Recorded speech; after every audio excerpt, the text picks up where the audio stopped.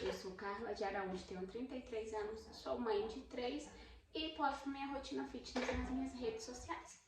Hoje eu decidi começar um projeto, depois que uma amiga tanto insistiu comigo que ela ama ouvir as minhas histórias, eu decidi iniciar um projeto sobre os meus devocionais. E hoje eu vim contar pra vocês uma história que é a favorita dela e de algumas de vocês aí nas minhas redes sociais. Eu sempre recebo muitas mensagens quando eu posto sobre essa historinha.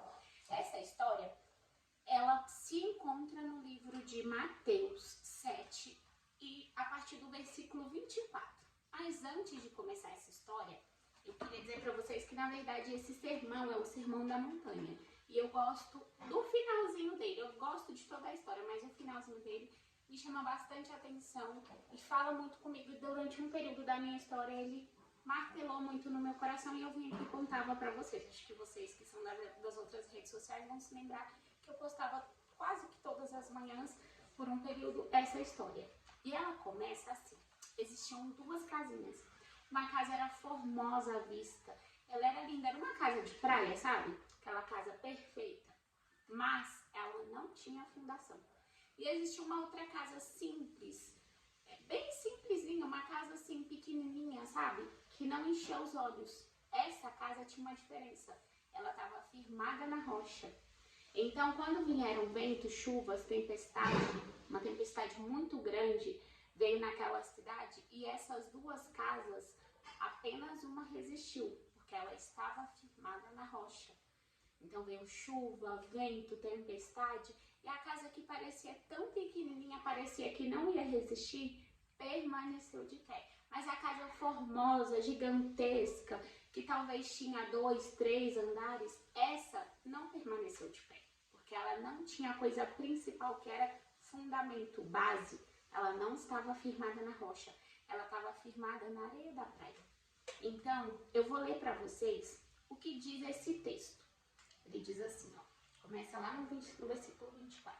Todo aquele, pois, que escuta estas minhas palavras e as pratica, semear-lo-ei a um homem prudente que edificou a sua casa sobre a rocha, que é aquilo que eu falei, né? A casa pequenininha, ela foi inteligente, ela foi edificada sobre a rocha.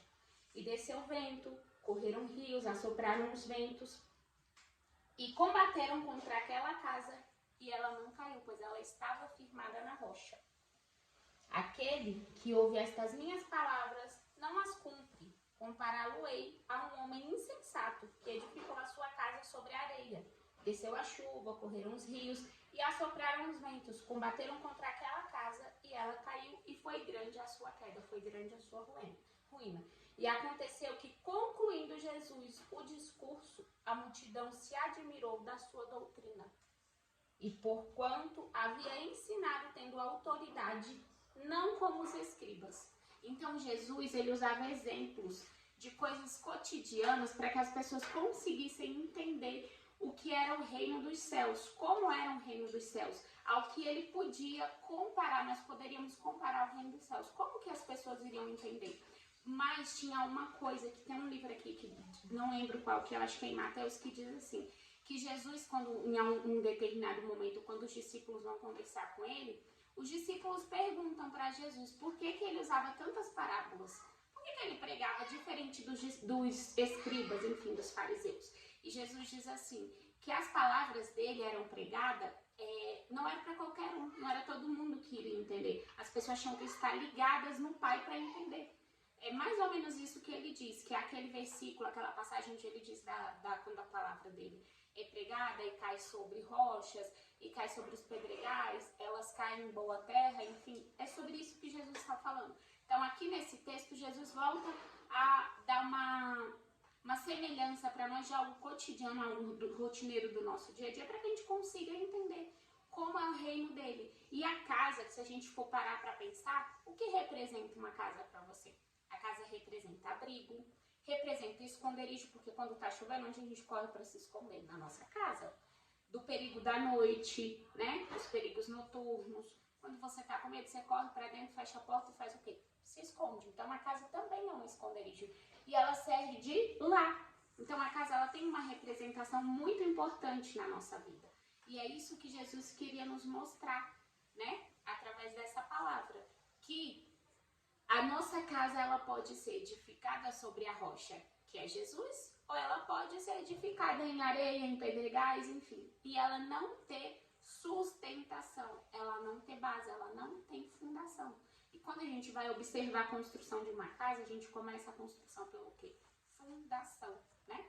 Então, nós precisamos construir a nossa vida espiritual, que é a que vai nos levar para a eternidade, baseada nesse texto. Construir a nossa vida espiritual na rocha, que é Jesus. Então, quero deixar para vocês essa palavra hoje. Eu fiquei muito feliz de vir contar essa história. E tenho certeza que a Ellen vai amar ouvir essa história mais uma vez. E dessa vez de uma forma diferente, né? Porque das outras vezes que eu contei, eu estava um pouco triste, abatida, enfim.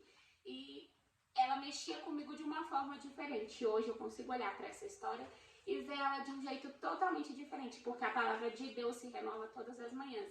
E dessa vez ela falou comigo de um jeito diferente. Espero que ela fale também com você e te convido para vir assistir os próximos devocionais. Beijo e até a próxima!